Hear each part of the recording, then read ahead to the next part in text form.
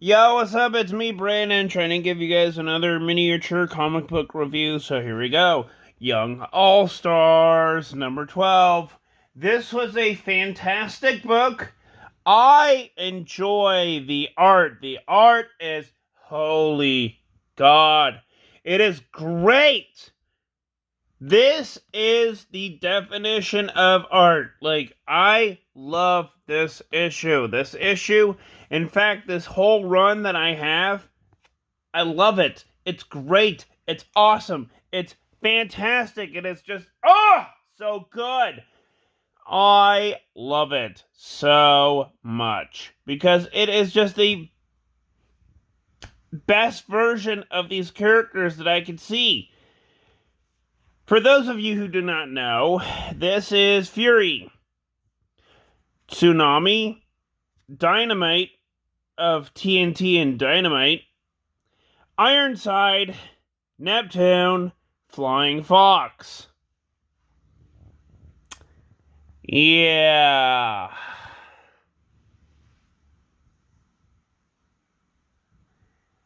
Yeah. That's a rough one.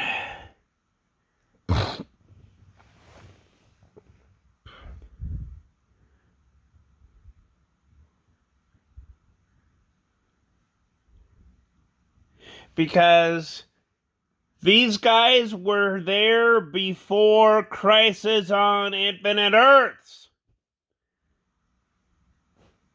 These guys are from Earth 2. Earth 2. Okay?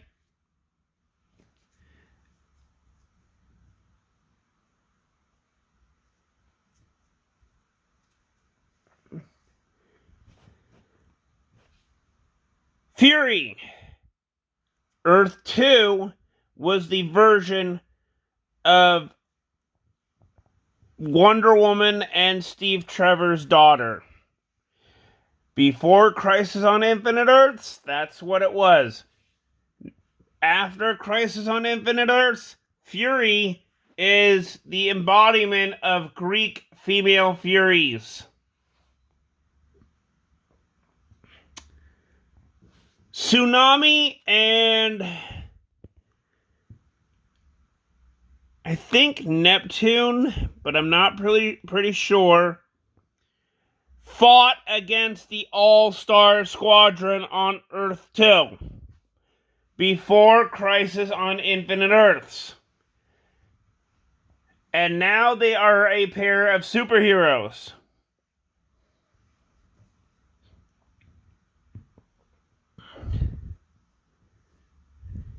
Yeah. Ironside is basically just 1938 Superman, but not really. In fact, I don't even think that there was a pre-Crisis on Infinite Earths of Ironside or Flying Fox, because I can't remember honestly, but I think those guys came afterwards. I'm pretty sure. I could be wrong, but I'm pretty sure. And Dynamite, which is this guy right here, right there,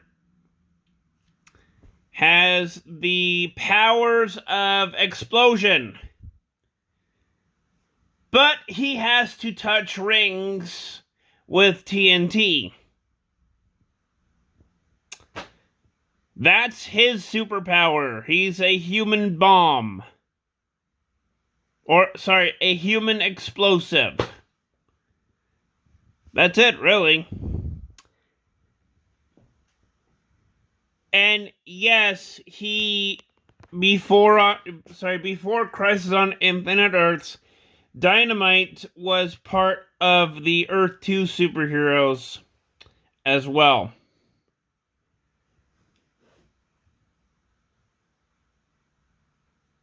I can't remember, obviously, what it was.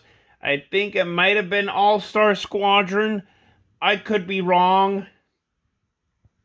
I could be very wrong. I just can't remember off the top of my own head right now. But yeah, this is All Stars. I love this issue because this issue, especially this issue, gives birth to the Ultra Humanite in his dinosaur form. Yeah.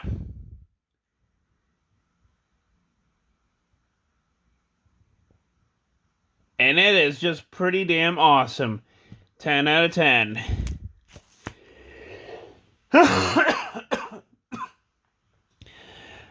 Young All-Stars number 11 was really good. This was a very good point. Very good origin story for Ironside because, as you can see here, that's his father. And this is Ironside. Ironside's grandfather basically made all future generations of Ironside basically goddamn Superman.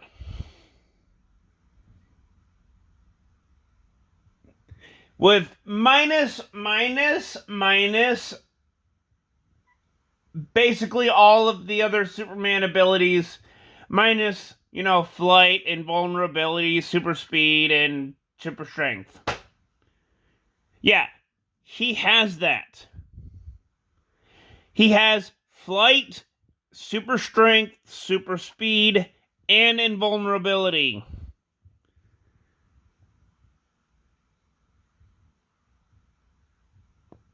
And basically, this one here is also immortal. Yeah.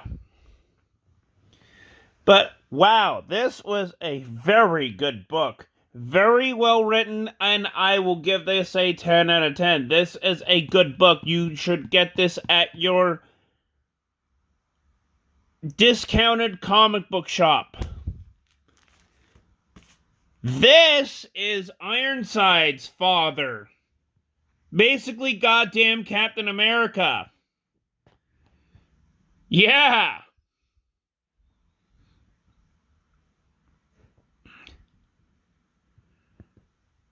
This was a very good book. Very well drawn, very well written, and this is the type of book that I will read multiple times, multiple times. Because of the fucking art. It is beautiful. I love this. And of course, it's 1988. Yeah. 1988. I love this book so much. Basically, the reason that I started reading this book, this series, was because Flying Fox, this guy right here, is in One Star Squadron as a desk jockey. But this book, oh my god, this book is so good. So well written. I just love this book.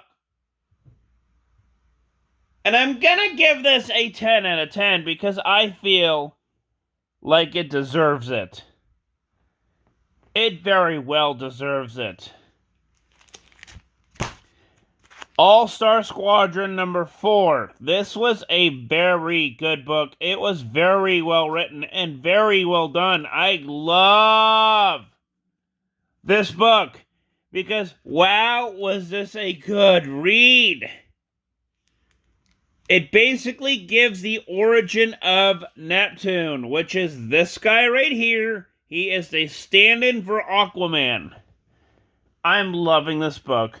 I love the art. I can't wait. for issue 13 and the rest of the issues that I have with this book. Love it. I want to read it again. This is a good book. 10 out of 10. Young All-Stars number 3. Wow, was this a good book.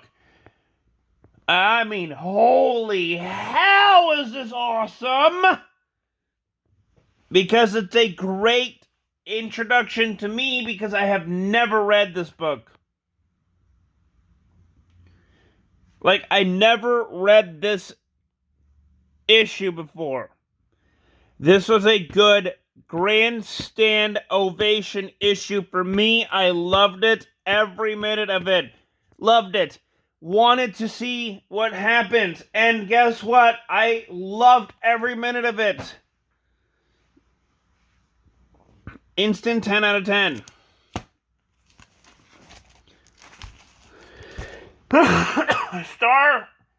Starfire, the 1970 book. Sorry, 1977 to be precise. 1977 book, Starfire. Number 2 to be exact.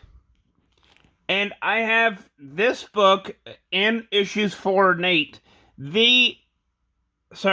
DC actually produced 8 issues of this book.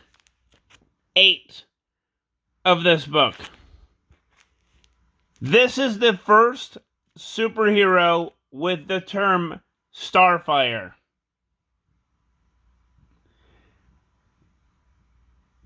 This is not the Teen Titans version of Starfire. This is basically Starfire's from the Teen Titans predecessor, who basically is a parody of Red Sonja. That's basically her story. She is just a basic version parody of Red Sonja.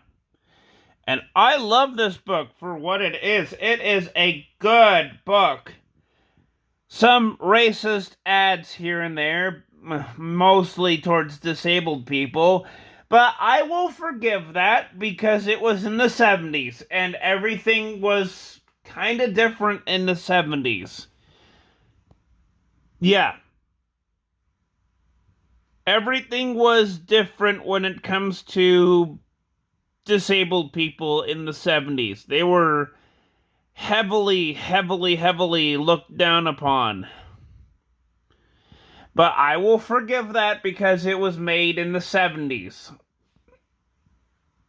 However, if they had to reprint this, DC, if they had to reprint this, they would most likely not put that ad in there.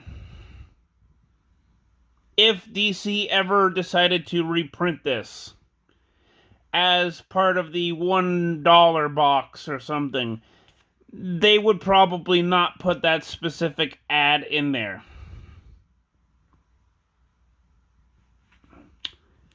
But this is a good book. I freaking love this book so much. I will forgive the racist, racist ad in there towards disabled people. And I will give this book a 10 out of 10. Not because of the art, I will say, but because of the story. It was just fun, well-written story. I loved every bit of it. I'm going to give this a 10 out of 10. So, yes, please like, subscribe to the video, and I will see you guys in the next video. Peace out!